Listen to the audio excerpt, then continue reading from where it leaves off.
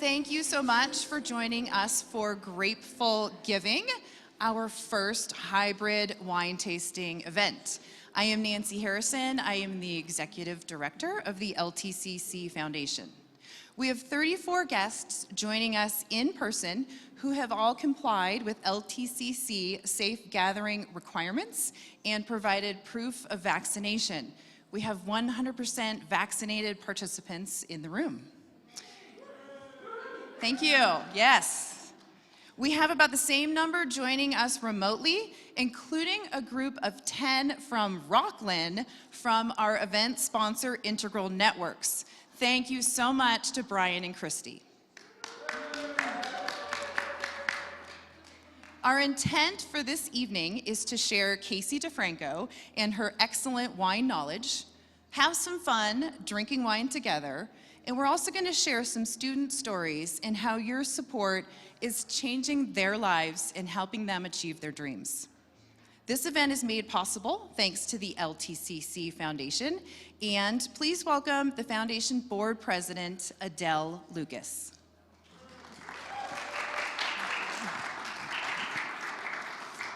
Good evening. I would also like to welcome and thank you for attending this evening. We are truly grateful for each of our donors and appreciate you all. We are so blessed to have Casey Defranco here to share this wine experience with all of us. I know you will enjoy it, and please have some fun.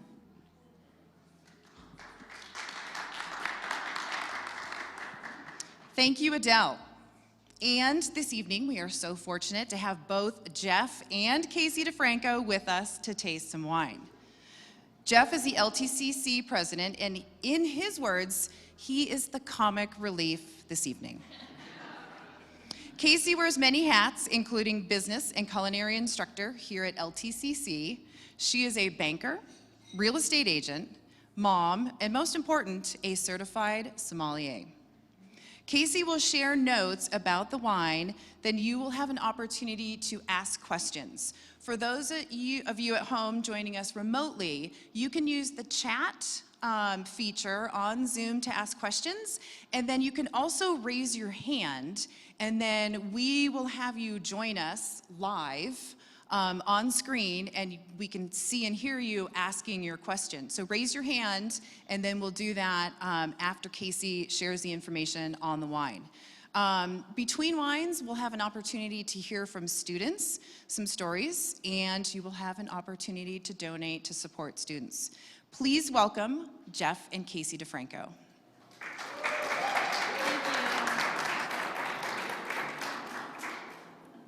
All right, so we begin? We begin. We begin. I'll just say one thing, just thank you for everyone for attending. It's so great to have so many donors and supporters here. A lot of familiar faces, but also a couple new faces. And I think it's really exciting to actually have a sense of normalness here again. It's been a while since we've been able to come together and gather, and it's great to have all of you. And a special shout out to everyone out there on the live stream. And again, a thank you to our colleagues and partners at Integral Networks for sponsoring this event. And I'm here like you just to learn a little bit more about wine. So I'll introduce kind of our main host for the evening, my wife, Casey Defranco. So Casey, go ahead and take it away. All right, thanks. Thank you, everyone. So, for those of you that are here and online here, I chose to do Oregon wine tonight because I just think that's something that needs to be addressed because it's one of the best wine regions in the world, right? And many of you don't know that, but this is a Napa girl, moved to Oregon for a little while, and I learned so much about the Oregon wine industry, and I just really want to bring it to you and promote it. So a little Oregon wine history, right? Oregon has been attracting adventurists for many moons. We had Lois and Clark, we have David Lett, who I'll talk about in a minute, and we had Jeff and Casey Defranco, right? So what drove us there is the bountiful land, the seas, the rivers, all things that Jeff and I love, and that probably Lois and Clark love, maybe not so much at times, but they loved it too. So it drew us to that land. And of course, the Oregon Ducks. Go Ducks. They're playing right now. So, so fast forward. So 1960 happens, right? And that gentleman's name, David Lett, because you know who Lois and Clark are and Jeff and Casey are. So let's talk about David. So David decides to, he belongs to this vineyard, owns this vineyard called Inri Vineyards. And he decides that he's gonna plant some Pinot Noir. And he plants his Pinot Noir, and by like 1965, he actually has a good harvest. So he's producing this wine. He says, gosh, you know, like people around the world need to know that Oregon exists. And so what does he do? He kind of follows suit from what California did. He enters a competition in France. The French name has a different name for it, but basically it translates to the Wine Olympics. He enters this Pinot in the Wine Olympics in 1979, and he gets third place. Wow, incredible, right? So all of a sudden people are like, where is this Oregon place? My goodness, let's... I think they were saying, where is Oregon? Oregon, yes. Let's get more information on it. So then they decided to redo the competition in 1980, and his winery moves up to second place. And this is on a worldly basis, folks. So we're producing some of the Pinots that are getting the second place in the world. And so all of a sudden, Oregon's on the map. And all these young winemakers are looking at it and they're thinking, gosh, you know, I need to go up there and get a piece of that pie. And so they head up there and, you know, it starts booming. It's going crazy. And so everyone's like, gosh, the wine industry started in 1960 in Oregon. No, that is incorrect. It started in 1930. In fact, the oldest bonded winery, it's number 42, is called Honeywell, and it's out of Roseburg, out of all places. But so it became known in 1960, but it's been around since just after Prohibition. So 1930s, right? And a fun fact, which I love fun facts, and I am a wine nerd and I can talk fun facts about wine all day long. In fact, I know Nancy had to sit with me and Tony at one point, and Jeff's like, you guys are just nerding out about wine. And I was like, yes, we do that. So a fun fact. So Willamette Valley, Oregon, is where majority of the wine is made, all right, in Oregon. And when I moved up there, I called it the Willamette Valley. And everyone looked at me like, Willamette? And I was Quickly like, knew she was from California. yes, red flag, red flag. And so I learned it was Willamette right off the bat. And I learned that, you know, most of there's like two like invisible bands that kind of go around the world, right? And these bands are like where the wine regions are. It's 30 to 50 degrees south of the equator and 30 to 50 equator. And this is where all the wine is made in the world, on these bands, right? Oregon sits about 45 degrees latitude. And so its partners in crime across the world are Côte d'Aron, which is in France, which makes amazing wine, and the Piemonte, which is in Italy. And so they have great cousins. And so you got to figure, like, if Côte d'Aron knows what they're doing and Piedmont knows what they're doing, Oregon must know what they're doing. And so this drew all this flavor and love into the Oregon atmosphere. And this brings me to our Chardonnay tonight. Jeffrey. See, I say Jeffrey and he fills up my glass. It's great. That was in my wedding vows. So we're drinking a 2019 Chardonnay tonight. And this Chardonnay is special because Jeff may or may not remember, but we actually went to the grand opening of the restaurant here in 2006 when we lived in Eugene, Oregon. So King Estate, beautiful winery. It's been around since 1991, right? This is a very small production of Chardonnay. It's a limited production. 2019, so let's think about 2019. So I was trying to remember what was going on at that time, right?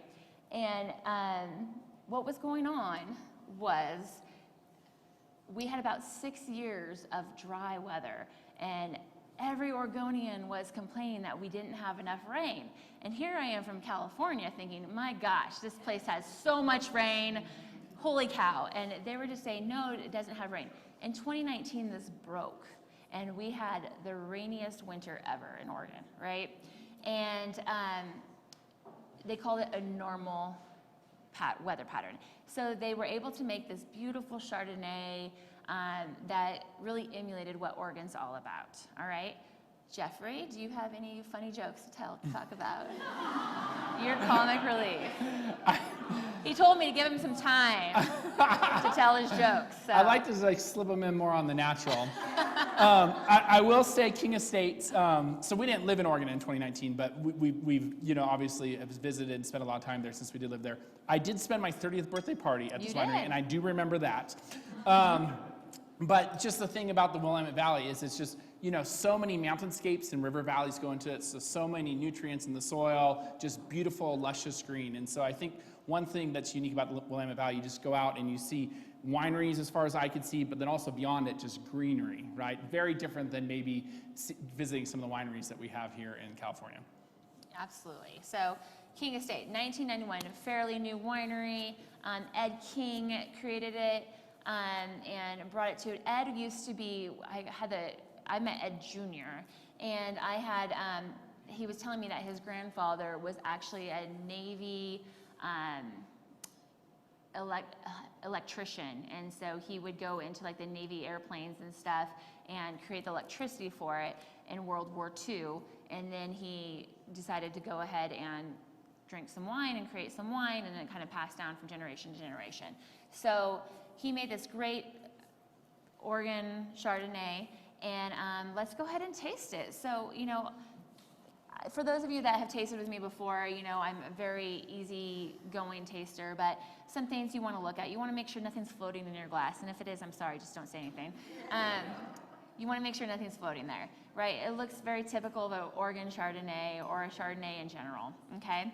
The other thing you want to do is, right off the bat, I just want everybody to stick their nose deep into that glass, and I'm not talking like this.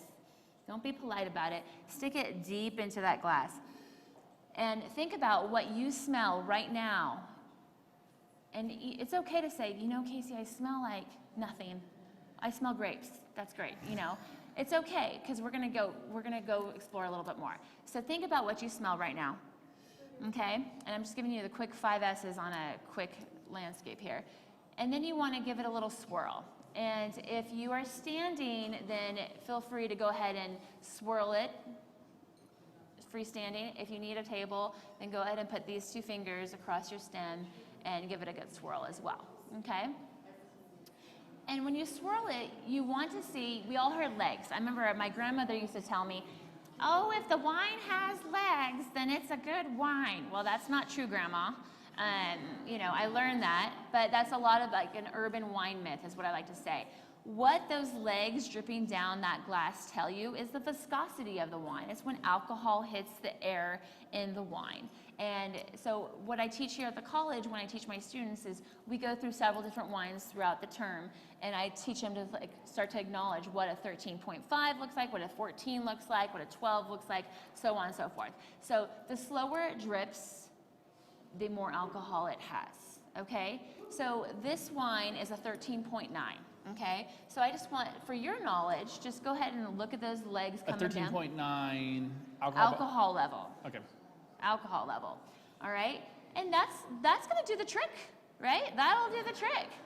So you got to think like, hey, this could be a great wine with food or without food, but if it has a higher alcohol level, then you probably want a little food with it, right? Which we have some food here for our participants tonight.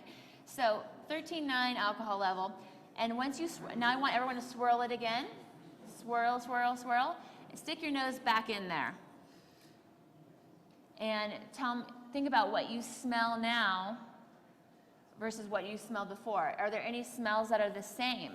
Are there any new ones? Because that second swirl, what you did is you expanded the aroma. You added air into your wine and you aerated it. So remember those little aeration things that, it's a novelty. You stick it over your glass and you pour the wine and it goes psh, and it runs air through your wine and it ends up in your glass. Those are so fun, but guess what, folks? You're not gonna have those at restaurants or at your friend's house all the time. But you have 2 hands, and all that does is this, several times, okay? So feel free to expand those aromas as much as you want. Jeff loves to swirl his wine. I taught him how, and now you'll see him in public, and he can't stop swirling his wine. He loves it. He loves it. When you're married to a sommelier, you become a little bit of a wine enthusiast. And I like to believe that I actually get a little more enthusiastic the more wine I drink. And so the swirling just continues and increases throughout the night. It does. On his shirts, too. So after you swirled it and you think about what those aromas that you smelled at home, so let's talk about a few. So this wine's super fun. Right off the bat, I had some lemon peel that came through. That was my first smell. The second smell, I had some caramel that came through, which was really nice in the Chardonnay. I love that. I also had a little bit of like an orange come through, but it was like we just got back from Florida, so it was more like a really light orange, but it was like an orange blossom, okay? An orange blossom came through, which was really great as well. So think about that. If I put a few thoughts in your head, great. Go ahead and think about that, what you tasted, and let's go ahead and taste some wine. Cheers.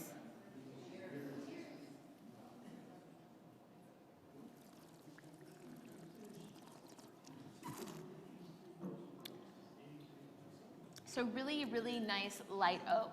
I feel like Chardonnays got such a bad reputation, like in the late 70s, because everyone was over oaking their Chardonnays.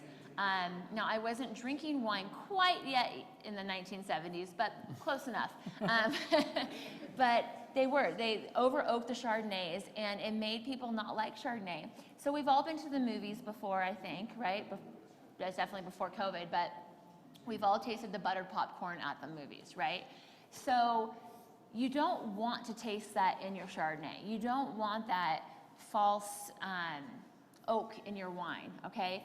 What they do is they add a little malolactic acid, like a generic version, which wine actually makes itself, but they'll add more to get it out to market. And they think that, at the time, they thought like, oh, oak and Chardonnay is a great thing, let's do this. So they over oak the heck out of these wines and just ruin the wine itself. So this is really nice because this oak is just very light. It's just a very light French oak that comes through, 100% Chardonnay in this bottle. You have a nice little acid level. So acid, how can you tell acids in your wine? Well, guess what? There is a way. Not by taste, it's by your saliva. So if you drink the wine, about 15 seconds later, your salivary glands start overproducing and you're just like, swallowing a lot. That means there's lots of acid present in wine. And in all Oregon wine, it's cold up there for us Californians, right? It's cold. I mean, not as cold as Tahoe, but a different kind of cold, a wet cold. So all the grapes don't come quite to maturity, but they come to maturity enough where the acid doesn't overtake it, but it is high acid wines in Oregon, okay? So our salivary glands are working overtime in this wine, all right? Which is great. I love it. It's great. It's refreshing. Jeff, what would you cook me with this wine? Well, Chardonnay, the thing I know about Chardonnay is that typically it's a great hot weather wine. Like I know whenever we travel somewhere hot weather, that Casey's gonna want a cold Chardonnay or cool Chardonnay. Outside. And in an early afternoon, it's a first bottle of wine, right? This is not a late night bottle of wine. It's $5.50 right now. Like it's perfect time to have a Chardonnay. And notice how he said cool, not cold. I actually like my Chardonnays a little warmer. I like them almost at room temperature, a slight bit cooler, just because if your wine is too cold, you don't get the full flavor profile of it. So at restaurants, they serve it ice cold, typically because they don't want you to taste it. All right, that's a house wine, all right?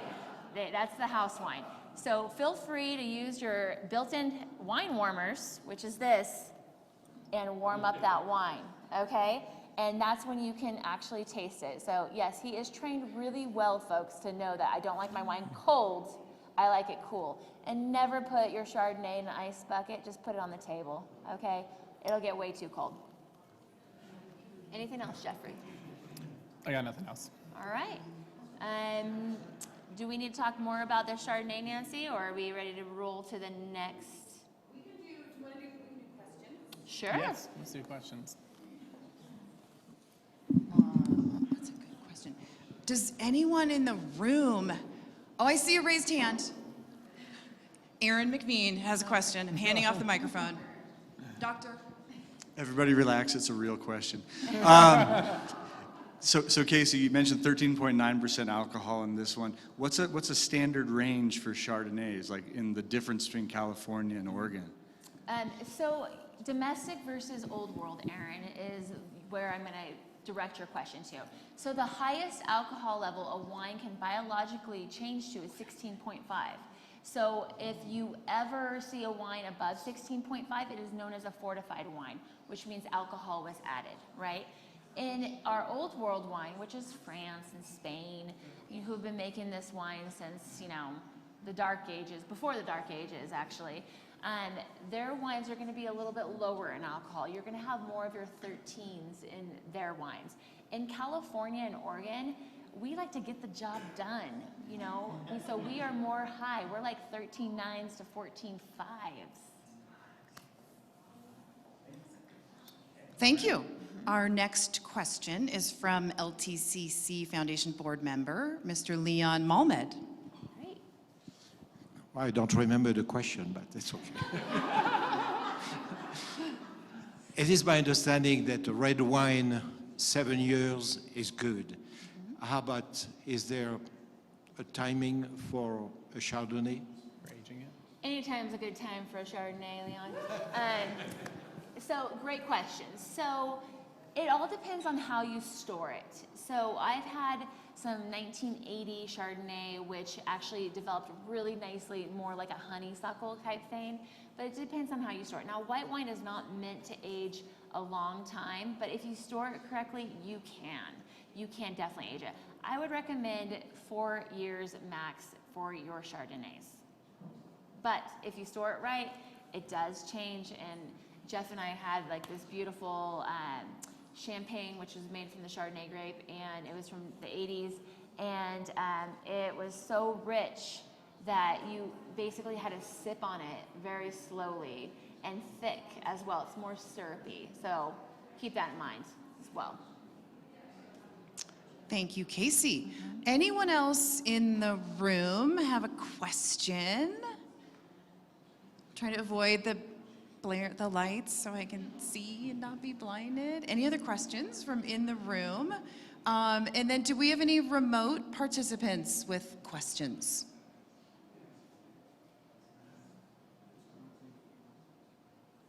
Gosh, you guys No. are making my job Oh very no, we have easy. no remote, nobody, no bold remote participants. Okay, so we are now going to hear from some students, and for our, oh, I have to stand. I was in the wrong. I have to go towards the to the light. light. Go Go to the towards light. the light. Stand in the light. For our in-person attendees, wine tasters, remember that there is food here for you. Make sure you are tasting the food as well. So please help yourself to the food. We are now going to hear from some students. And first, we're going to hear from Alize Hernandez. She was a South Tahoe High School graduate, and she just recently graduated from Ltcc. She was a Promise participant. And then we're going to also see Mari Hernandez, who is also an Ltcc graduate and is now at UC Davis. You'll see a great interaction between her and Jeff Defranco. We are very proud of her. She wants to return to Tahoe and be a history teacher at the high school. So please enjoy these student stories.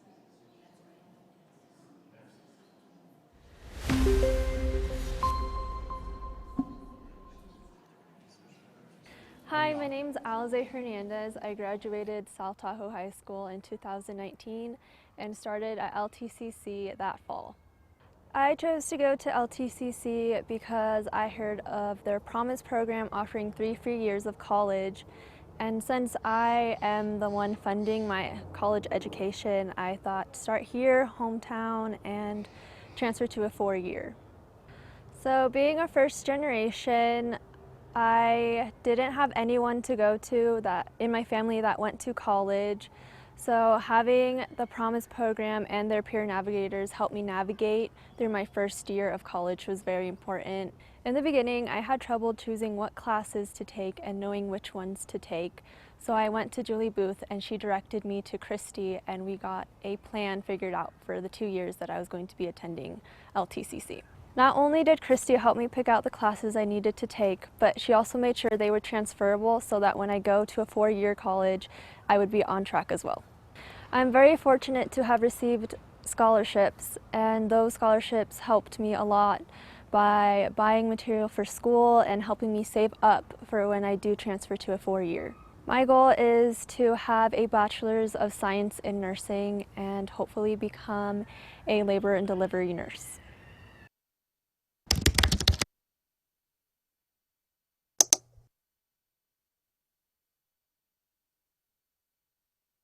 Hello, I'm Mariela Jimenez Cardenas, and I served as LTCC's Student Senate President during the 2020-2021 school year. My role consisted of attending meetings, putting together agendas, and really getting a sense of what our campus atmosphere was like. I definitely did not expect to get so much out of it as I did.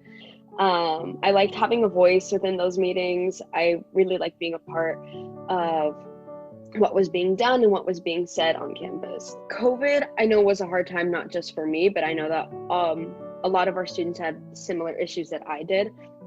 Being completely online definitely was not the easiest thing that we all had to do. I mean, for me at least, it sounded really easy, and then it really was not. It was really mentally draining. So I totally get where other students are coming from, because it really is. It's mentally draining, it's mentally exhausting. And by the end of the year, you're just so excited that it's over. Going into LTCC, I had no idea what I wanted to do. Like, I knew what I wanted to study, but I'm like, how do I get there? So it was so helpful having these counselors like Christy. She's my girl. She helped me get through the whole thing, like step by step. This is what you need to do. These are the classes you need to take. I got to make so many friends. Like, I got to make friends not only with my classmates, but I also got to make friends with administrators, which was really fun. Yeah, the relationships that you get to build at LTCC are definitely one and only opportunities. Like, they're so personal and they don't feel forced, which is always really nice. So it feels like you genuinely have these people that care about you. So that's another thing that I love about LTCC. My parents are 2 immigrants who have worked minimum wage jobs their entire life. So getting me through college has definitely been a giant worry in their life, a giant worry in my life.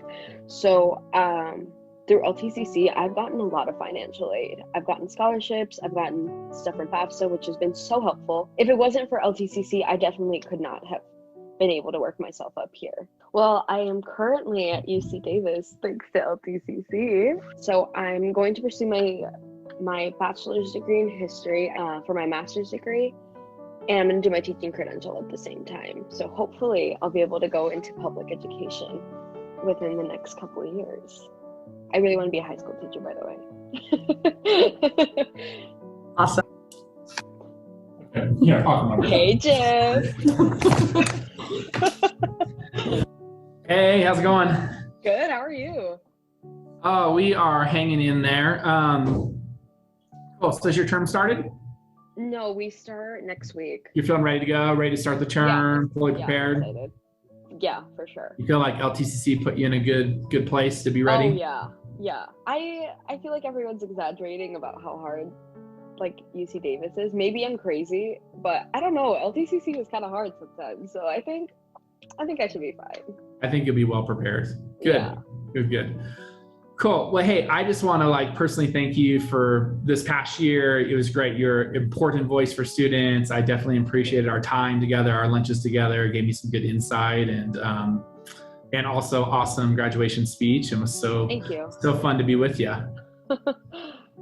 Oh. And I know you also stepped up a lot as a student leader and the city council debate and all those different things. So I don't know if you know this, but we actually have this thing called the President Service Award at LTCC. And it's an award that I'm able to give to a handful of students who not only are great students, but also kind of go above and beyond to helping the institution through their service.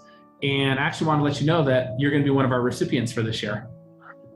So congratulations on that. And guess what? Also great news.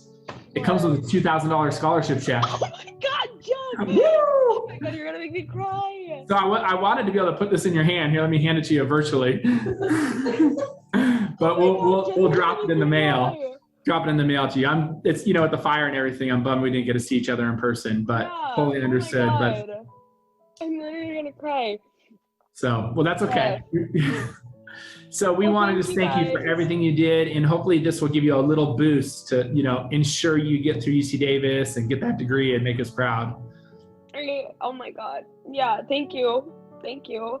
You guys have done so much for me, like not only on an individual level, but you guys have done so much for me. The campus has been one of the most supportive environments I've ever had to be in, and thank you guys so much. I can't tell you how grateful I am for that. Yeah, it's our pleasure. It's our pleasure.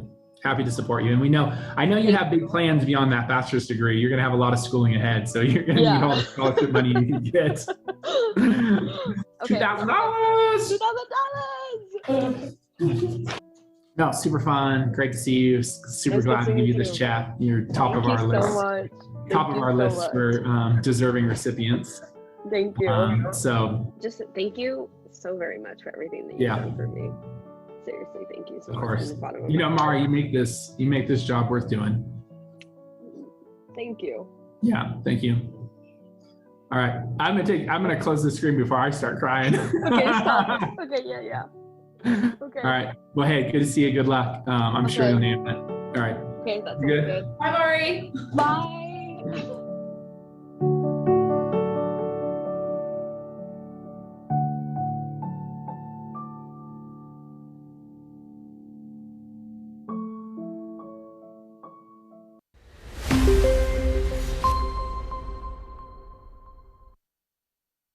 Hello, and thanks for joining me, Nancy Harrison, Executive Director of the Lake Tahoe Community College Foundation, for our December update.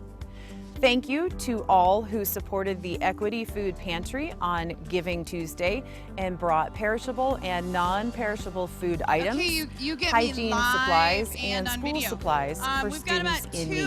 minutes, If you still and have then items we're to donate, live the pantry again. accepts donations during normal college hours, I have an empty wine Monday glass. through Friday from 8 a.m. to 5 p.m. Campus will be closed from December 18th through January 2nd for the holidays. The mission of the foundation is to work for educational excellence by assisting and encouraging investment in the development and growth of educational opportunities at Lake Tahoe Community College. Your donations to the foundation support students through programs including the Lake Tahoe College Promise, Student Success Grants, and the Emergency Book Fund. Recently, the foundation awarded $15,000 in student success grants to faculty and staff for equipment, field trips, and trainings to help students in their pursuit of a degree. Projects funded include 2 career exploration workshops for our science students, field trips to national parks for earth and environmental science students, stress relief equipment for the Disability Resource Center, and dental hygiene supplies for the dual enrollment program. South Tahoe High School students enrolled in the dual enrollment dental assistant program will visit each elementary school and train the students on how to properly clean their teeth and leave each student with their own toothbrush, floss, and toothpaste. If you would like to make a year-end donation to support LTCC students in their pursuit of a degree, you can donate online at ltcc.edu/donate or mail a check to the LTCC Foundation at 1 College Drive, South Lake Tahoe, California, 96150. Not very good at. I can't. Can you Wishing whistle? you a very merry holiday season and the best for a happy new year from the LTCC Foundation. I will be back in January Good job, 2022. Brandy. 10 seconds.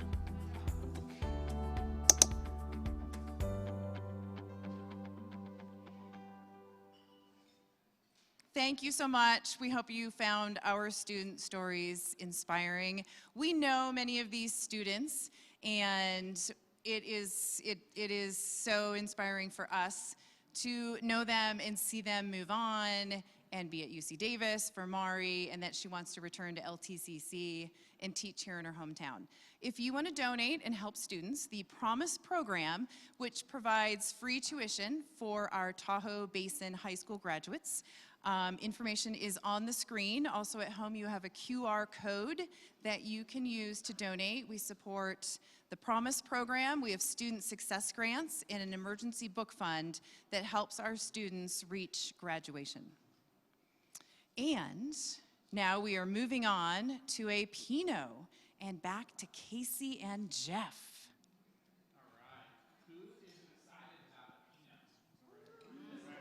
My favorite wine varietals. You notice the Pinot, it's a 2018. It's a little bit younger, right? Like with the Pinot, you want to lie it down. You want to give it time.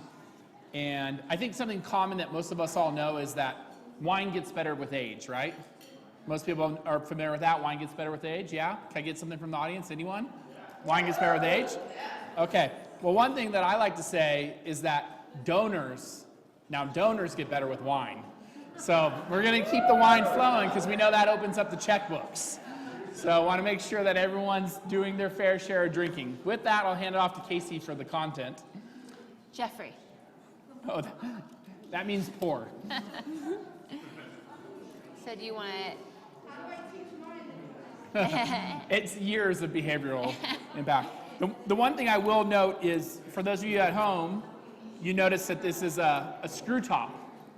And it used to be common myth that if it was a screw top, it was a cheap wine.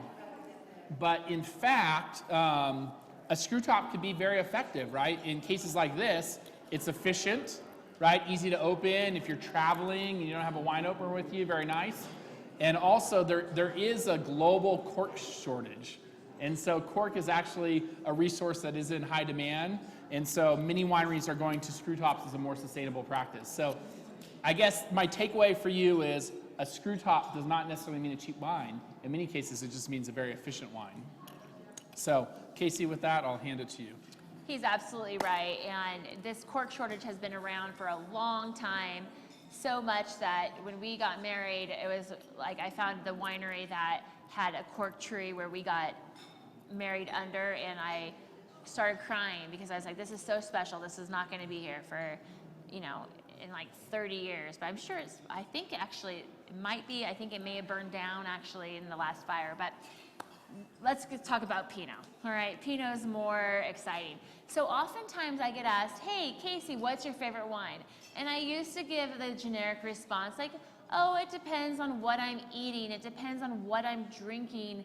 It depends on what the weather is, all things that are very important to how I choose my wine. But really, as like our friends at Cork and More can tell you, like when I go in to pick a bottle of wine just to drink, I always pick a Pinot. And why? Because Pinot Noir is the most complex wine out there. They often call it the Heartbreak Grape because many winemakers spend their whole lives trying to perfect this grape. If the Pinot Noir was compared to like an animal that's going through like climate change, it'd be like the polar bear because it likes not too hot, not too cold, but just right. It has to have its environment. Who else does that remind you of? The polar bear or Goldilocks? Goldilocks. That's who it also reminds Which you of. was once Casey's Halloween costume, for the record. So polar bear, Goldilocks, our spaces are getting limited. And so back about, when I was like in my mid-20s, I remember I was a corporate banker for a lot of the wineries in Napa Valley. And I was talking to one of my vintners, and he was telling me that he was having a really hard time trying to find a winemaker because all the winemakers were pushing into Oregon because that was the environment that Pinot thrives in. And so he was having a really hard time trying to figure out to recruit a winemaker to make his wine for him. So this brings us to Oregon Pinots, okay? Amazing. We have this cool weather climate. It's, again, not too hot, not too cold, just right for our Pinots to thrive. And this brings me to the 2018 Montemor that you were all drinking.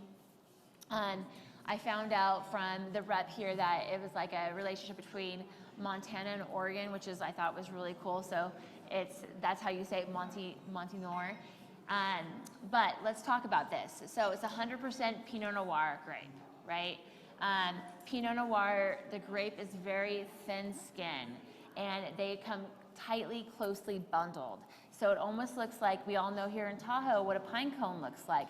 That's what the Pinot Noir grape cluster looks like. It looks like a pine cone. They're so tightly woven. So with that, they are very susceptible to fungus, to mold. So if any abnormal weather comes through, those are the first to go.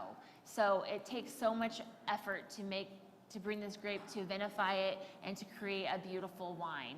And we all remember the movie Sideways, right? All right. Who's seen Sideways? We got some Sideways fans here. Yep. So may have introduced you to Pinot. this is what created the Pinot craze, right? The movie Sideways, a Hollywood movie, basically sparked this cult-like Pinot craze around the world and inflated the price of Pinot really high. And guess what it did to Merlot? Brought down the Merlot market, right? This is what Hollywood does. And to be honest, they didn't know what they were talking about. They did not, because Merlot is great. So here I am in Hollywood trying to promote Merlot. Drink Merlot, it's wonderful. But I love Pinot more. So, so let's talk about this Pinot in particular. Willamette Valley, this winery has been around since 1982, all right?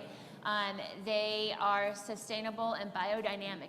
Gosh, I've been talking about biodynamic, but you guys may not know what biodynamic is. So what I say is C, okay? So that's how you're gonna, it's spiritual, it's ethical, and ecological, okay? So basically the vineyard and everything that's associated with the vineyard works as one organism, meaning that they bring everything together. So there's no pesticides, there's no Miracle Grow, all right? There is the animals that are on the land fertilize the grapes, and the runoff water is reused to come on back to the grapes. It is amazing, folks. And all three wines that we have tonight, well, 2 for our online, and then we have a special one for those that are here, but they are all biodynamic and certified organic.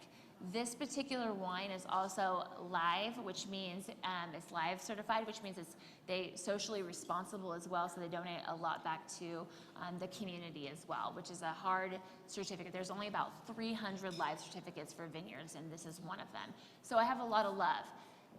A little history on this particular wine. The grandparents grew wine in Italy, in northern Italy. They passed it on to their son. Their son came to Oregon, decided, hey, Piedmont, this is kind of on the same lateral as Piedmont. No, he didn't say that, but I'm telling you that. Let's start growing here. He planted Pinot. Let's go through it. All right. So right off the bat, in our glass, we're gonna see that this wine is lighter in color. You can almost see through it, right? So we know it's not a cab, and you guys know it's a Pinot, but if you were in blind tasting this, that'd be definitely like, hey, this is not a cab, because it's a little lighter in color, okay? There's nothing floating in it. Your glasses are polished. I did polished all your glasses before we came. Actually, Jeff did.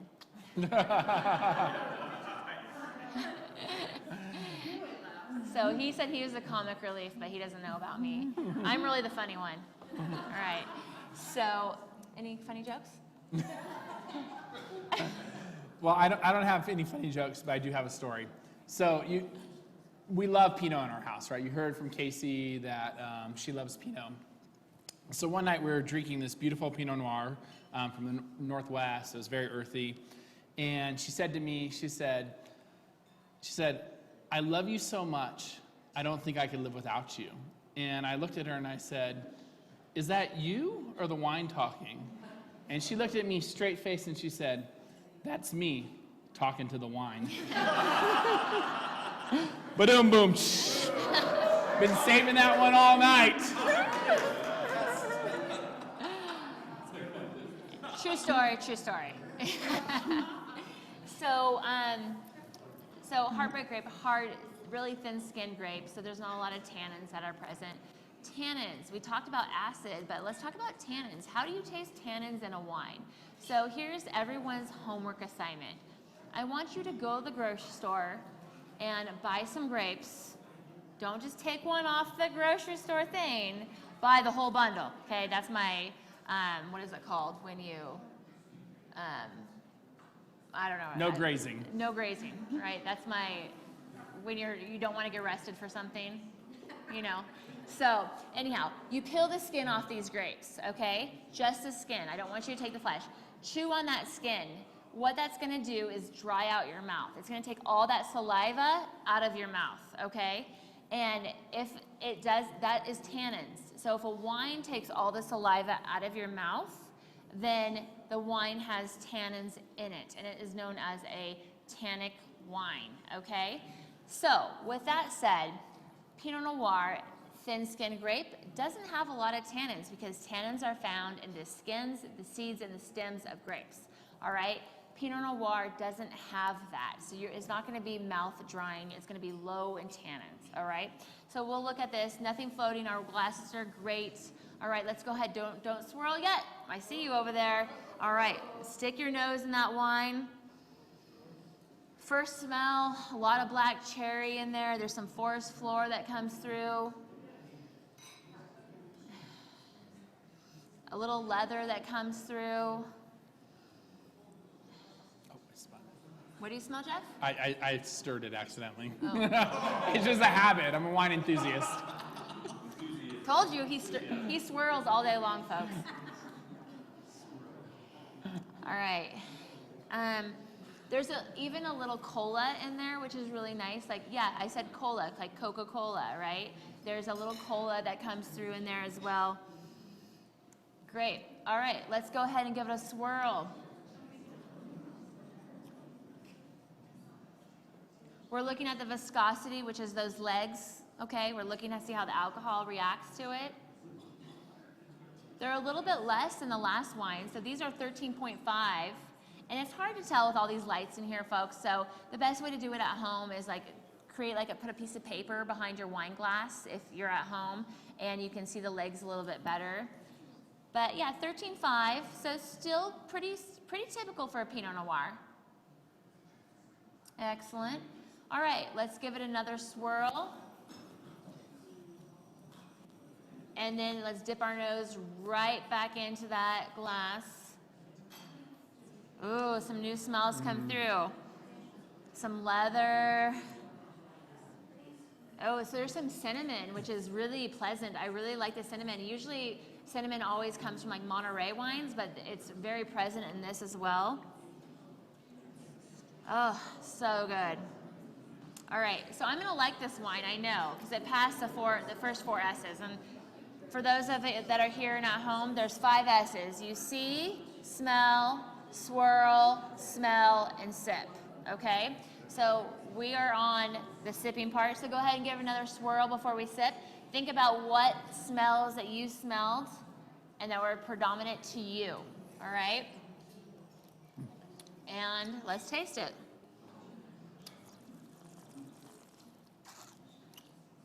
So you might see me on film here, and those are there. I am doing this weird motion like, that's called a swizzle. And basically it's doing this in your mouth. So you're coating your palate, you're giving it air in your mouth so you can really have all those flavors come through. It's kind of like a reverse whistle. And I don't know if swizzle is like patented, but it's what I say. All right, so It's a technical term. it's coated my mouth. It's very Burgundian. What is Burgundian? My gosh. So Burgundian is wines that are typical in Burgundy. So Pinot is the main red wine of Burgundy, France. Okay, Bourgogne, same thing. All right. So if it says red wine from Burgundy or red wine from Bourgogne, you are drinking a Pinot Noir, all all right? If it says white wine from Bourgogne, you are drinking a Chardonnay, all right? That's how they label them, all right? If they don't say Pinot or Chardonnay. So Pinot and Chardonnays always grow together, no matter what. They like each other. In fact, Chardonnay is like Pinot's baby. Pinot got together with a grape called Guac Blanc and had Chardonnay. So they're all descendants of each other. So they're all related, so they grow well together. So wherever you find Pinot, you're gonna find Chardonnay, no matter what. All right, taste. Let me do this again.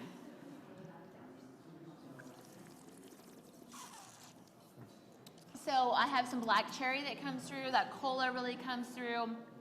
That cola comes through so nice. Leather, cinnamon comes Maybe a through little really plum. nice. Plum. Oh, yeah, I would say dried plum, right? I read it on the bottle. That's a wine tasting tip, right? If you're pouring the bottle, you read it, and it says, with notes of ripe bean cherries, plum, and chocolate, with an array of wild berries.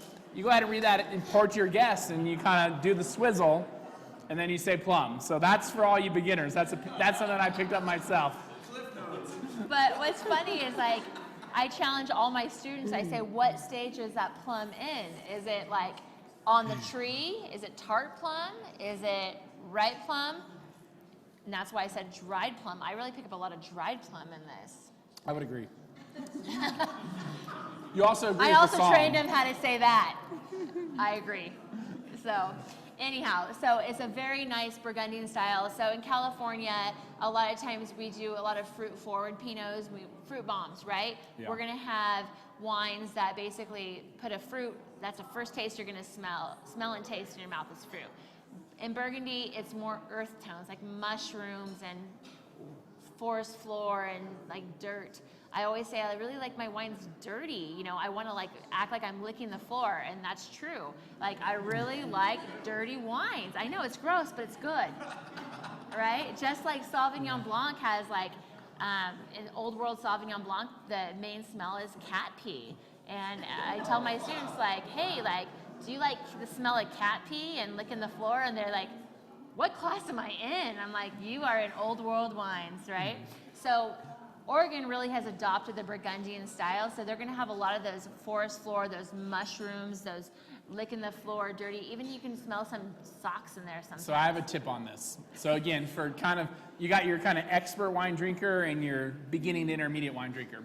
So if you ever out at a restaurant, you're looking at a wine list, it's like 50 bottles long, and you're trying to figure out what to drink, right? And so I know I love an earthy Pinot. So I'll ask the waiter potentially which of these Pinots are earthy. They may or may not know the answer. You'll quickly figure that out. But if not, then I start looking to Oregon or Monterey, places that are known for bringing out earthy wines. And then I'll look at the years. It's very common with Pinots. Like you'll see now here in 2021, you'll see some Pinots that are 2019, 2018, 2017. 2019 is going to be young. So I'm always looking. I know with a Pinot, it needs a little more time. So I can kind of, not knowing nearly as much as Casey, if I'm with her, she's ordering the wine. But if I'm without her, and people think I know a lot about wine because I'm married to her. He takes a picture and sends it to me. wait, that's my secret trick. Don't give that away.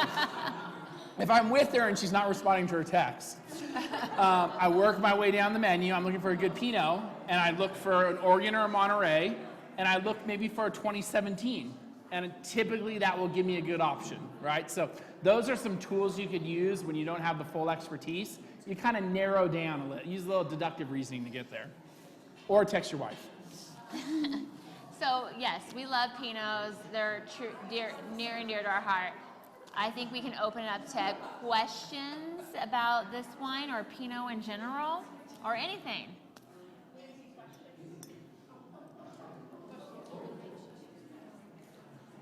Nancy loves this Pinot so much. I like the Pinot. I will admit. I like the Pinot. Yes, you do. Keep it positive.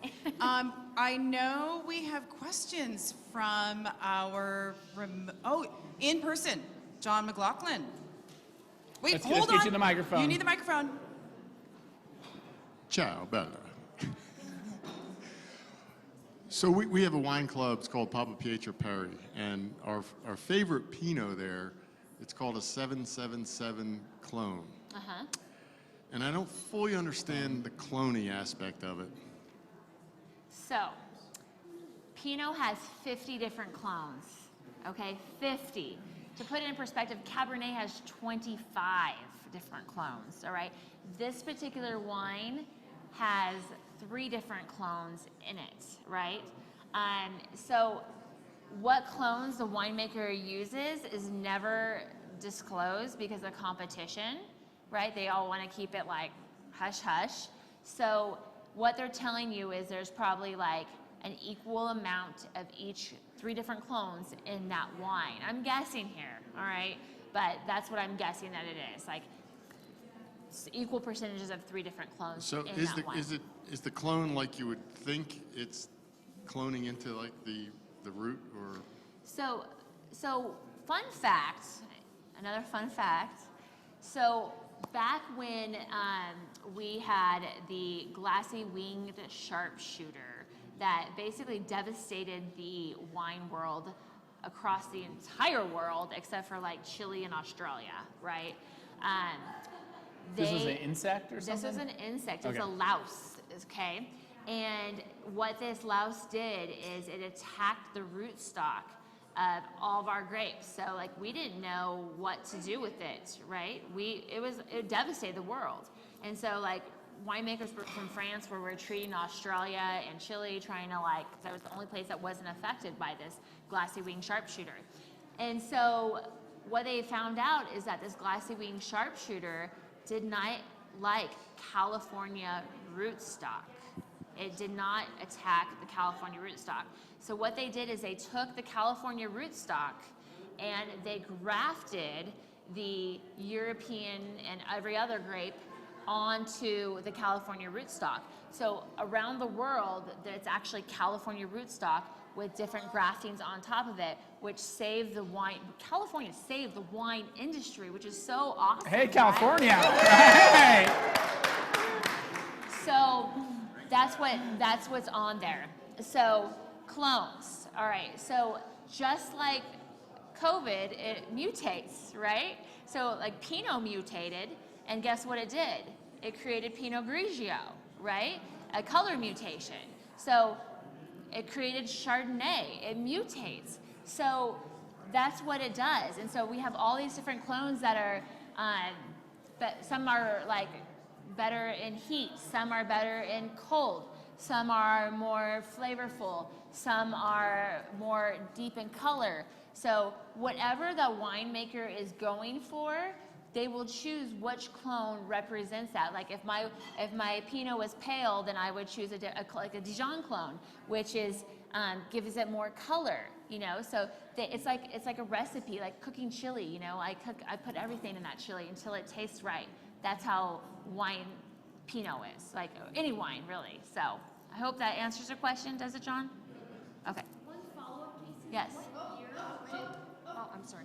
What year did the bug get to all the vine roots, the louse? It was like 1980s, that Okay. 1990s, 1980s. So That's so interesting. Yes, and Okay. so growing up in Napa, like it was like I remember hearing about this, and there's been like sightings of this louse like here and there, but like we have found a way around it, or an organic way with that, without pesticides, but at the time we couldn't fight it, and so it was devastating. It was ruining the world's wine industry. So we had prohibition, and then we had this louse, and it was like double whammy, you know. So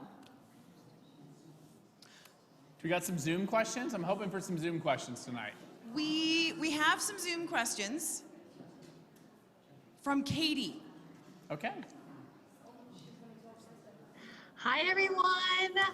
Hi, Nancy. hi, Katie. Hey, Katie. Cheers to you I guys. love Katie. Katie from Barton. I love you guys too. Cheers. All right. Cheers. This has been such a fun event. I really hope you guys will do this more often. I love this. I see Nick is on the screen and he's shaking his head with a big yes. So he likes this too. This is so much fun. Awesome. Hey, my question is. Wait, you so have a question? You got a question? I do. I Not thought you were just just showing saying up hi. and saying hi. Go ahead with the question. All right, so you had an amazing answer about talking about in our glass what legs are. but I also hear the term sheets. So when I'm tasting wine, what's the difference between sheets and legs? Sheets. Sheets. Have you ever heard that term? I have not heard that term, Katie. So I could not answer that question. I guess I need to stop using that term. I'll put it out there in the audience. Has anybody heard that term sheets? Katie, actually, I think I have heard that term. So now I think about it. So sheets are like when, you know, like the legs are like singular and the sheets of wine connect, right? And they come down the glass. So sometimes it just takes like, you know, you think about all the wine talk you've had like over the years. So the sheets of legs are the same thing as viscosity. And Katie, I'll get your, I'm sure Jeff has your info too, but if I'm wrong here, I'll text you and let you know. But this is just coming from what I think it is, right? Yeah, makes sense. So sheets are just how the legs connect, rather than if it's a sheet of wine, it's gonna have more alcohol, versus if it's singular legs coming down, then it's gonna have less alcohol. Well, I just want to say thank you, because this is a term I heard long time ago. I think actually from my dad. Okay. So probably not the best source. It's okay. No, I hear that all the time. I think Nancy actually has a funny story that when she took my class, and Nancy, would you remember this? This just popped in my head. So she went to a family dinner and we were talking about meritage, right?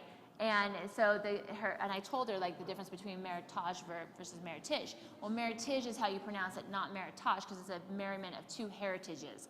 And so she had a family member that challenged her and actually said, you know, your wine teacher is wrong. And they looked it up and he was wrong. And so she like brought Don't it back question to the me. wine teacher or the foundation And director, she in my goes- experience. And Nancy goes, it was so great because I was right. And I was like, yes, you know, that's a win for us. So yeah, no, like we love that kind of stuff. And even, you know, I grew up with like my mom drinking like, you know, white Zin, telling me like this is the best wine on earth. And now like, I'm like, friends don't let friends drink white Zin. We don't do it. We don't do that, right? So like, this is how it's important, like with education and knowledge, to like prove our past generations like wine myths wrong. Yes. Well, I love it. Thank you so much. Thank you. And this has, again, been an amazing, fun night. Thank cheers you. to you guys, and cheers to LTCC. Cheers. Cheers, Katie. Thank you for joining us. And we have, thank you, Casey. And then we now have a question from Leslie, who's joining us remotely. Great. Hi, Leslie. Hi, Leslie. Hello, everyone. Hi. It is exciting to be here in my own home and drinking wine. So thank you very much for that. And my question, Casey, is I always understood that you wouldn't mix wines within maybe the same event. And is that true, or is it okay since wine tasting like this evening that we would do such a thing? That is completely untrue. You always want to mix wines, okay? So you always want to mix wines. So when I host dinners, and when I host my own dinners even, I like to mix wines. So I always like to start off with like a sparkling, a Prosecco, like a palate cleanser, and then you can pair your wines with different courses. So then I go to the whites, and then I go to the reds. What you don't want to mix is like, you don't want to start off with like a Barolo or a heavy wine and then go to a white wine, because it just like mixes up everything. But mixing wines is not like mixing alcohol. Like you don't want to take a shot of vodka and then drink wine all night, right? So you want to keep it like from your whites to your reds, right? Your lighter wines to your heavier wines. And I got an addition on this. This is a Jeff Defranco special. So definitely light wines to dark wines, but I also prefer to drink the expensive wines early in the night when I can fully enjoy them. And then I also like to lock the wine cabinet at a certain hour so the expensive wines don't come out. And still working on that invention, but that's just a personal tip. But I mean, you know, you want to drink the expensive wine when you can fully enjoy it, right? Yes, absolutely. That's a very... While you remember it. Yes, you can mix wines, no problem. Before the next morning. As long as you're in the right order. Light to dark or expensive to cheap. But you can always Thank you so much. You can always end the night with a sparkling wine. You know, sparkling is like a wine that you can drink in celebration and you can drink it in defeat, right? So It's a just utility like, player of wines. It is, and like, you know, you can drink it in the beginning or you drink it at the end. It's really like a great little wine. So sparkling and champagne. I learned something new. Thank you so much. Thanks, Leslie. Good to see you. Good to see you. So fun. We have a question now from Carol, who is joining us remotely. Hi, everyone. Hi, Carol. Hi, Carol. Oh, Whoa, look at that wine selection. Whoa. Just go ahead and put your. Woo. Carol, I Carol. feel like I cannot answer your. Carol, Can we all come over? Oh, it's getting hot over here. What's Hey, your Carol, address? I feel like I need to do I can't answer your question right now. I need to do a visit. Carol, just drop your address in the Zoom chat box. Because you have, I think that you have a Bella glass there at the bottom there. I see that. Yeah, yep, all right. So my question, happy holidays, everybody. My question is, what is the vintner's last name on the Montemure? The vintner's last name? Marchese. Yes. Rudy Marchese. Oh, darn. I thought maybe it was Monty because my family's from Northern Italy. So I thought maybe Rudy Marchese. Monty. So I thought maybe that there was some kind of connection there, but guess not. Darn it. No. Do you want to tell us And by anything the about way, that the wall while we wine have rack- you? You Yeah. want to show anything off? Take down Yeah, the favorite the bottle. wine rack. The wine rack was made by my husband. I love it. Nice work. Yep, and it's a 105-year-old recycled barn wood that we went to an old barn and ripped it off with crowbars, and then he built this. So, No daylight on that, right? No daylight hits it? The wine rack? no, not really. No. Good. I love it. It's so beautiful. Thank And you. it's a great backdrop for Zoom. What about iNet? Can we get- Especially can we for get this. iNet on the Right? phone? iNet? Internet Nice network? work. Nice work, husband. Okay, cool. Yeah, not good for the iNet. business meetings, though. Not good for the business meetings, though. Yes, no. Or it could be. Wait, is that a virtual background? No. Any other questions, Thank you very Carol? much for the info. Thank We you. really appreciate you guys. We've done this before. We love it. And Thank you for coming. thank you to taking the time to get out here. We really appreciate it. Cheers, Carol. Thank you so much. Thank and you. yes, we're going to share your address. After party After at party Carol's house. at Carol's house. After party at Carol's house. She said we could drink whatever we want. We have another question from a remote wine taster, and this is Lisa Heward, who is one of our local Seroptimists, and we're so excited to have Lisa here. She's always fun. Welcome, Lisa. Well, hello there. Lisa. This is my first time. Jeff, I got a phone call into you, bud, but thank you for the entertainment tonight. Yeah, good. Casey, you're gorgeous besides knowledgeable. Oh, hey. Absolutely. You could stay on here. Just stay on Oh, here yeah. tonight. No. Come on.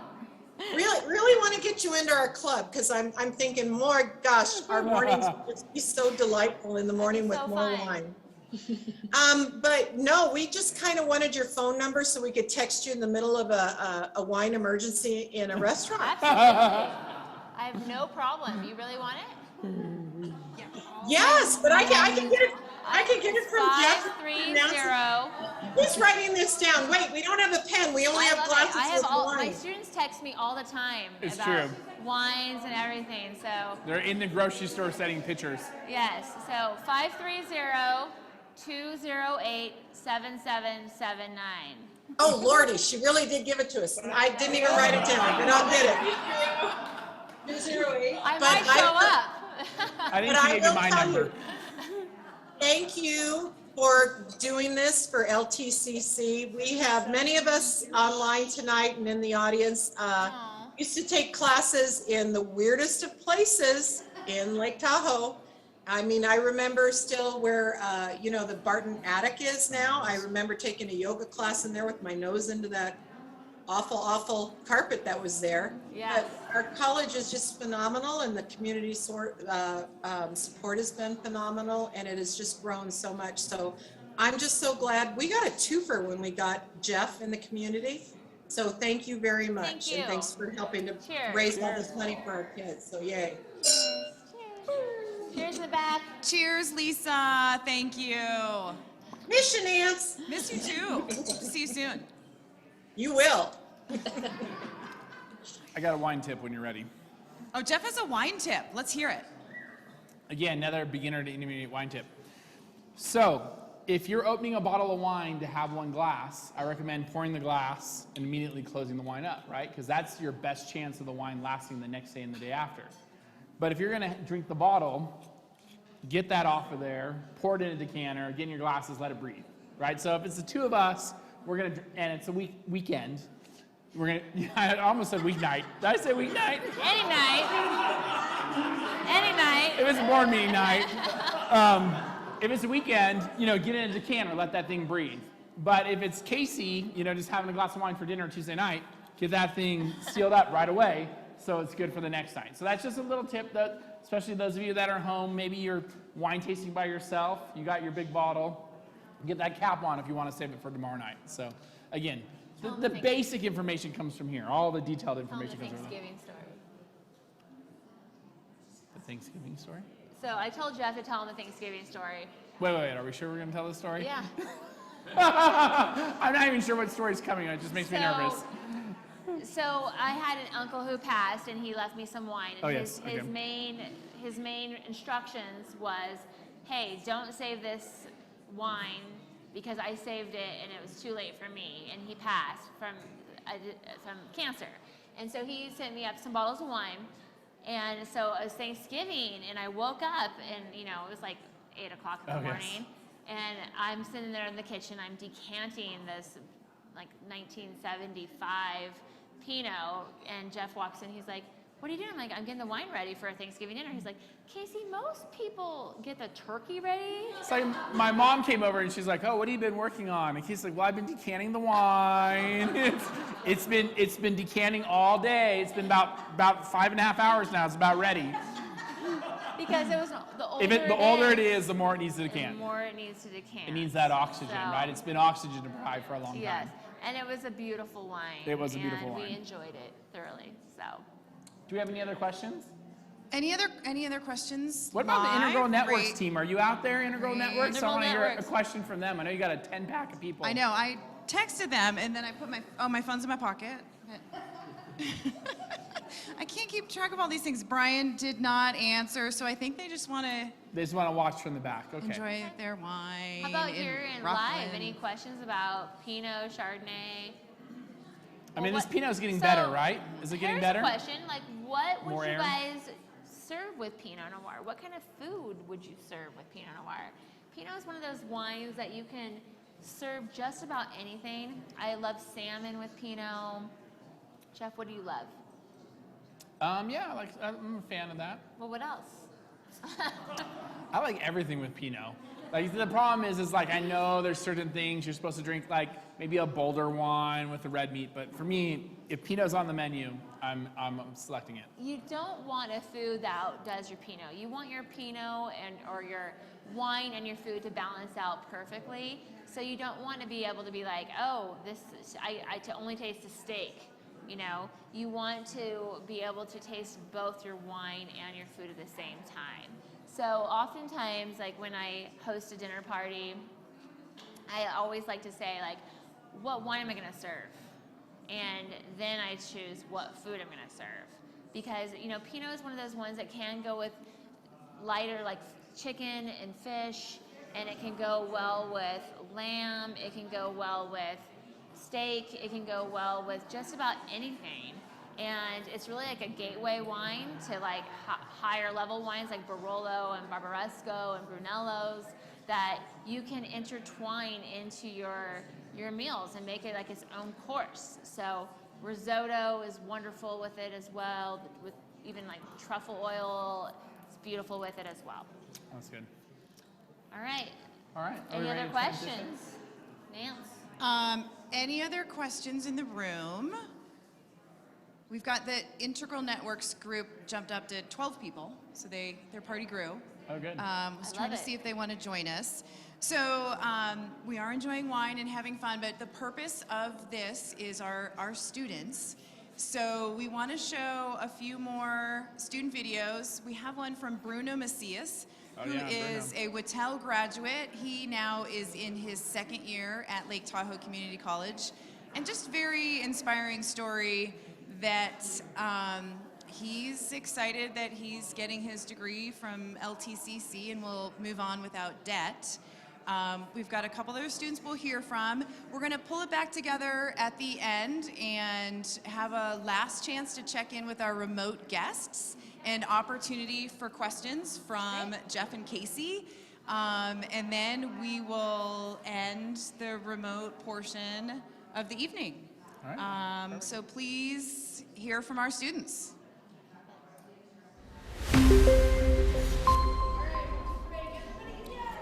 Get your wine and food. My name is Bruno Macias, and I am a second year over at Ltcc, and I am currently in my business major. So Ltcc was appealing to me because it was quite close to where I lived, but also at the same time, the Promise program was the main reason why I went, where I could come here for 2 years, tuition free. I also came to the realization and the harsh reality that college is expensive, and I knew that if I went straight into university that I would easily get myself into debt, and plus there really wasn't anything for me in terms of my college savings from my own family. So I figured that I needed to approach it a smart way, and Ltcc gave me every incentive to do that. I would say the peer mentorship has helped me a bit, you know, just to get acclimated over here at Ltcc, because I know that being a first year over at the college, it was something that was quite nerve-wracking, and also there was a lot to get used to, and I'm glad that Promise was there to help me out with in my first steps in being at Ltcc.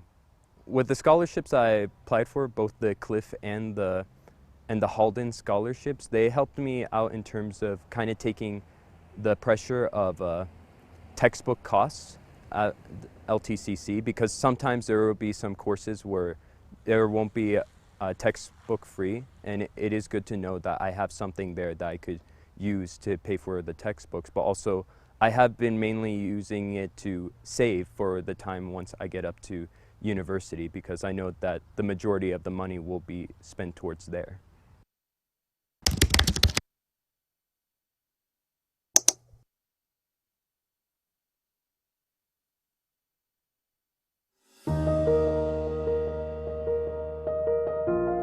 Promise is really beneficial to first-time students because they get to receive free tuition, they get the help from a peer navigator to kind of show them around the campus and give them insights on different courses and instructors. They also get book cards and vouchers from the bookstore, and just free fun events and priority book lending and registration, just all of the benefits to help you succeed.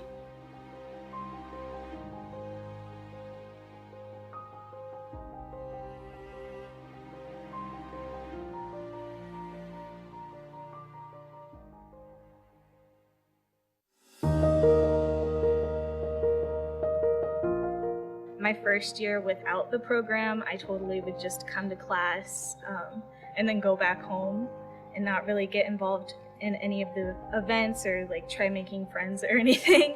And so with the program, it definitely inspired me to reach out more and just talk to more people.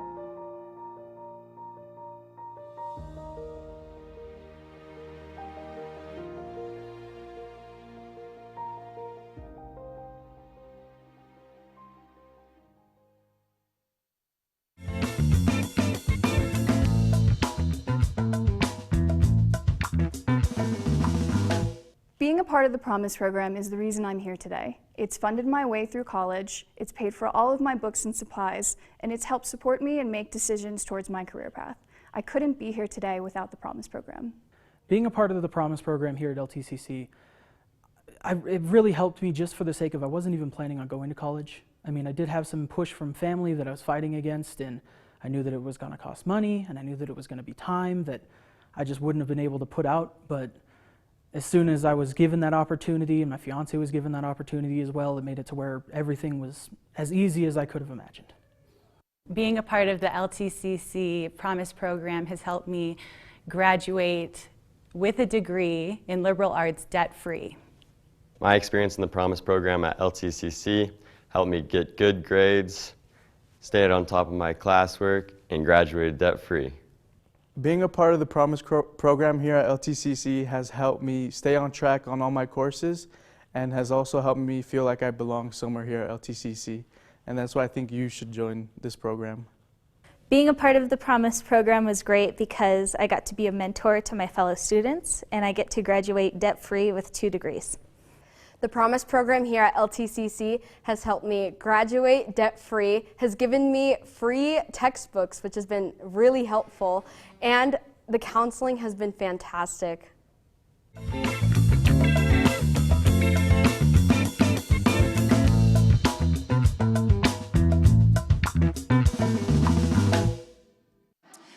Thank you so much for listening to our students. And Celeste, who you just heard from, is still working on campus. She is a Promise navigator, so she is helping new students in the program, and we have a lot of first-generation college students, so they really appreciate that help from the peer navigators, from fellow students who help them get through college when they don't have family members who have had similar experiences.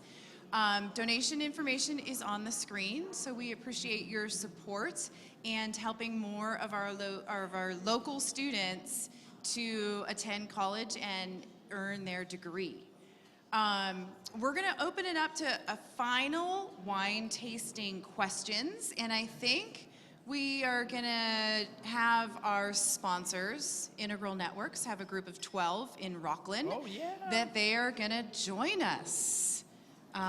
Brian, you and your group ready to say hello and talk wine? We're here, Nancy. Thank you. Hey! Hey! Sorry, my glass is a little empty right now, but maybe somebody back there will take care of that for us. Oh, can you not hear me? Yeah, no, we can hear you. Oh, okay. I'm like, wait a minute, as the computer guy, what did I do wrong here? You get the award for the largest virtual wine tasting group. Awesome. There's a prize for that. Is that okay? Good. Talk to Nancy on Monday. Good. Any questions? Any wine questions about tonight? Any questions Anybody from the have field? Well, I don't think there's any questions for my group. We've been listening. I mean, it doesn't really sound like it, but we've been listening to everything that Casey's been saying, and yeah, it's been really great. Thank you. So great to see you guys. You too, Casey. Thank you for introducing us to Oregon. Yeah. You enjoyed your trip to Oregon, right? It's a brief visit to Oregon. You didn't even need to get on a plane. You didn't need to drive up the I-5. You just got a little taste of Oregon. Go down. Wonderful. I sleep in my own bed tonight. Perfect.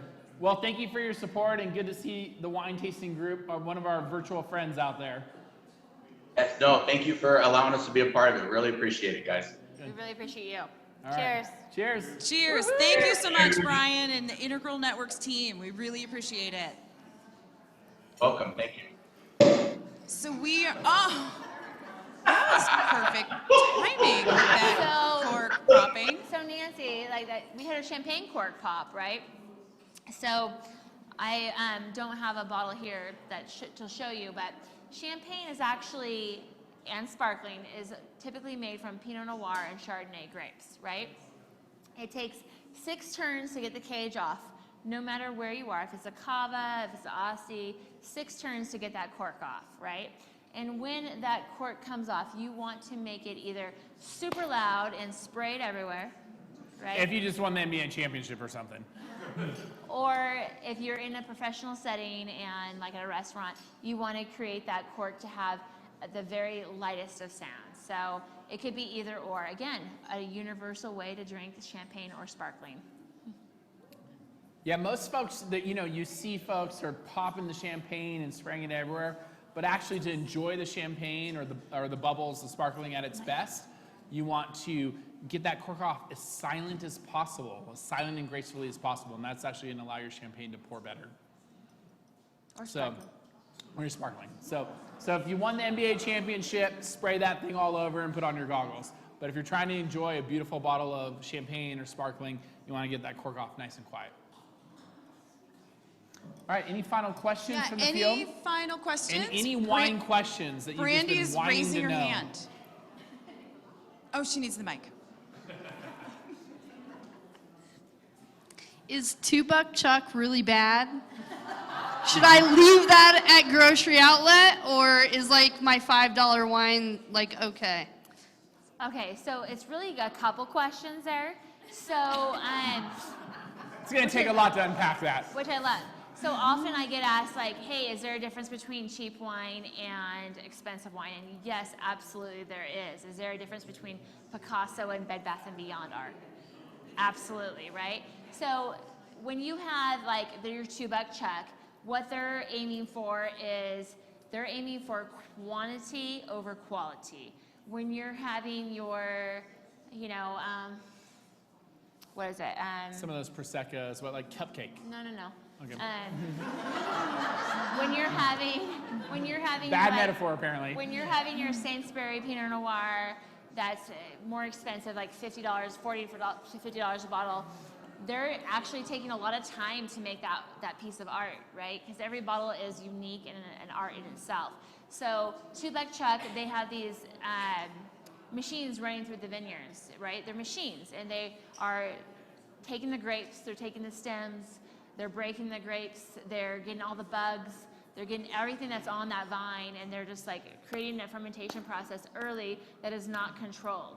Whereas you have these people who are hand picking the grapes, gently putting, well, kind of gently, but gently enough that they don't break, the grape doesn't break, into the bins, and controlling the fermentation process from step 1 to step 20, right?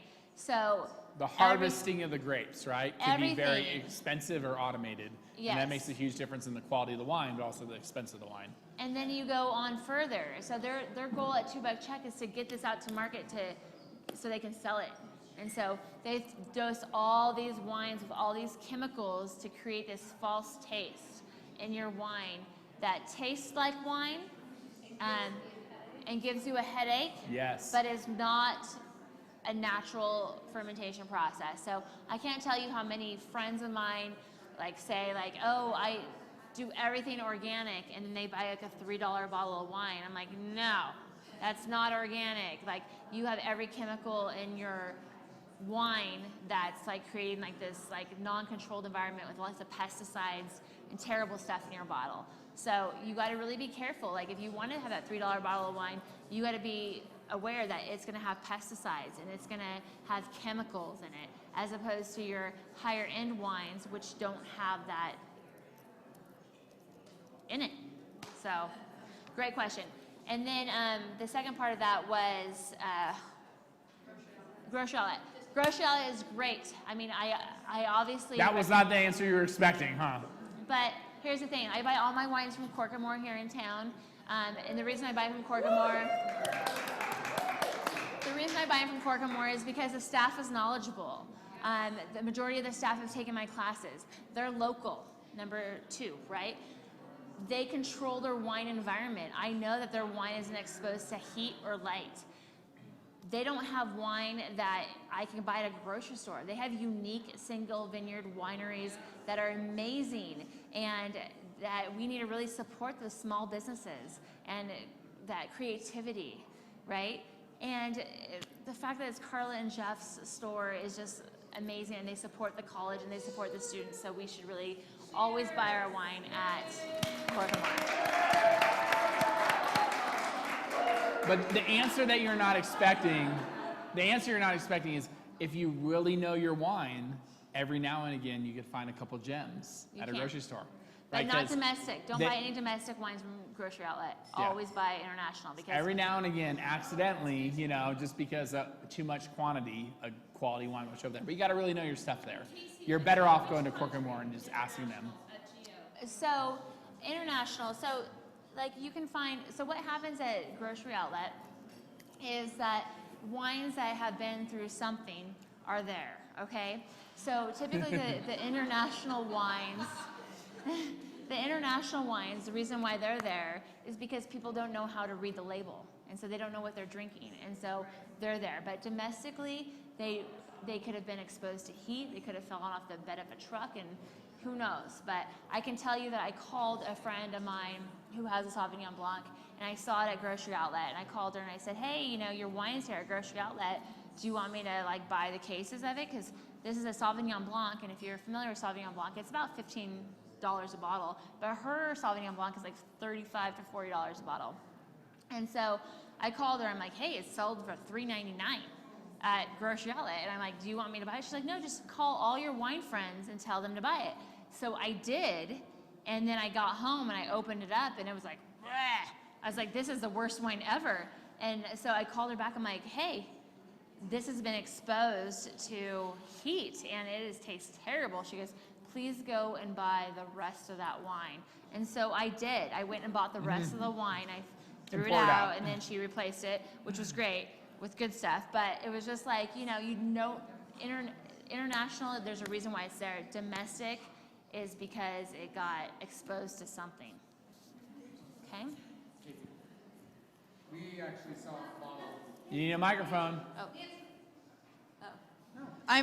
No. No, you don't get a microphone. You don't get the microphone for that question. I'm vetoing my husband's question.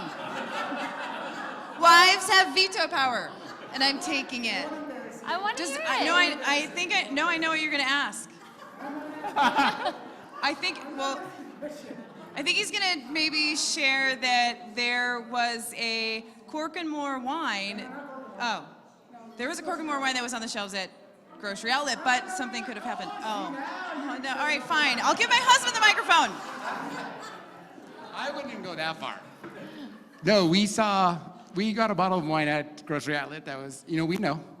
And it had actually a sticker. This bottle of wine has been in a train crash. Yeah.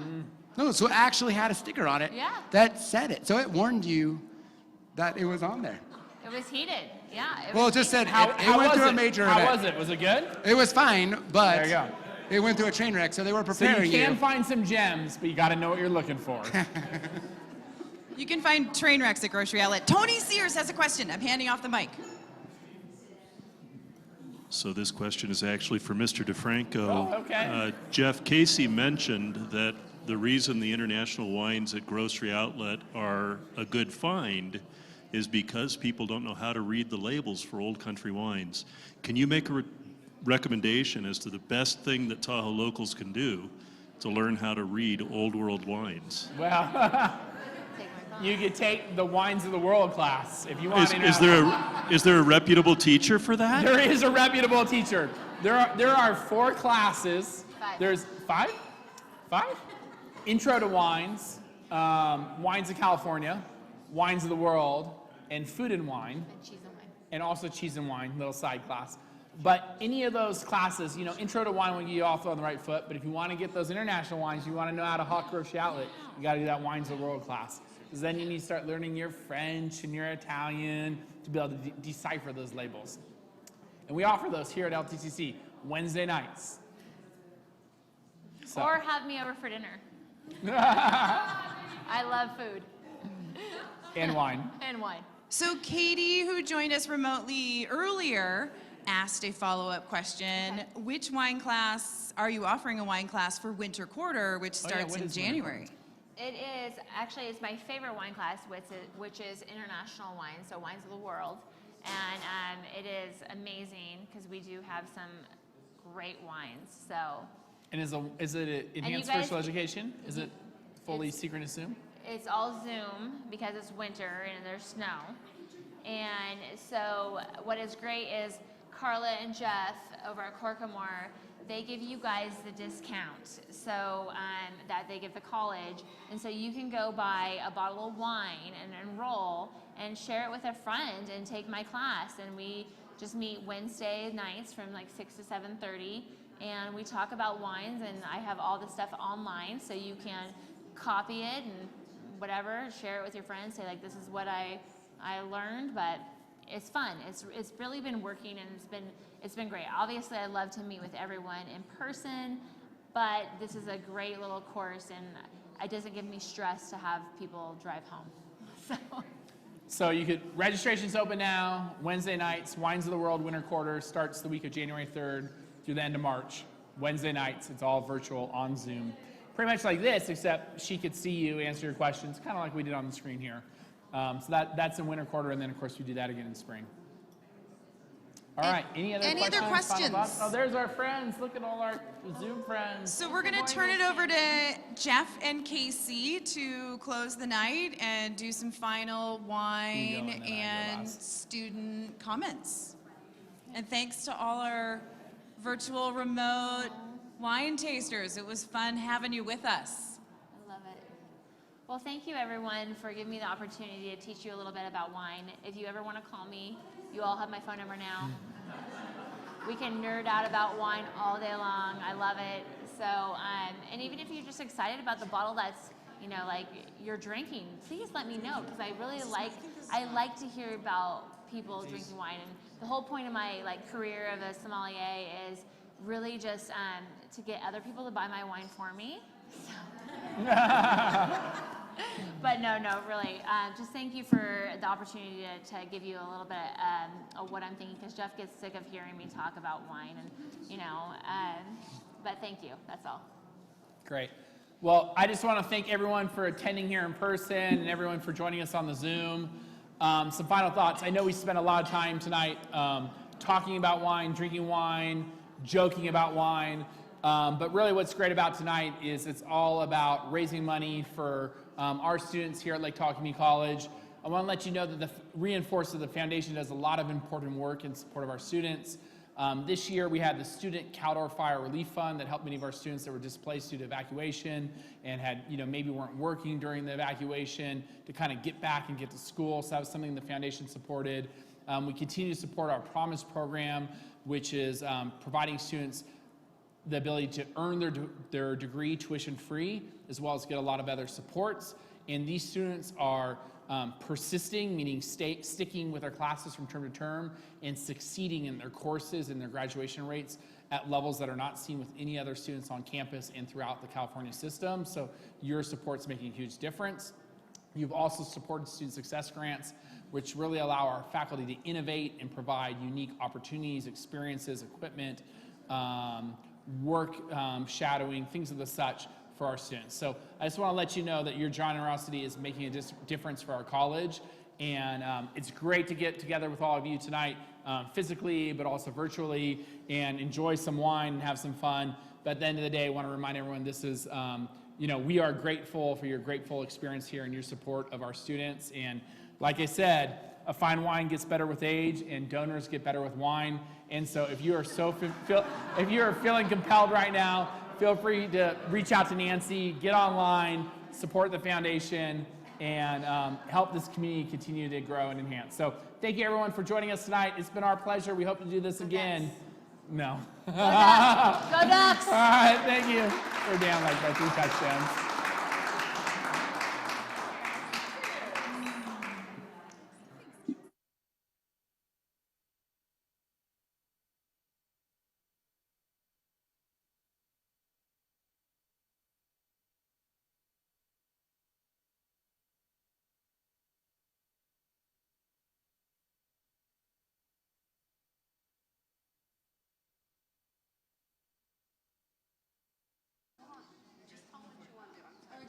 Can I have Mike for in person? Okay, so for those of you here in person, we have a third wine. We have a sparkling.